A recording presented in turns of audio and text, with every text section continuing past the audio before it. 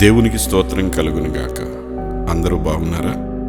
క్రీస్తు రక్తములో కడగబడి రక్షణానుభవం కలిగినటువంటి ప్రతి వ్యక్తిలో ఆత్మల గురించినటువంటి భారం ఉంటుంది. అపోస్తల కార్యాలు 17:16 చెప్పబడినట్లుగా పౌలు ఏథెన్సులో ఉన్నటువంటి ప్రజలను చూసి పట్టణము విగ్రహములతో నిండి ఉండుట చూసి ఆత్మలో పరితాపము పట్టలేకపోయాను. ఎంత ఆత్మల భారం!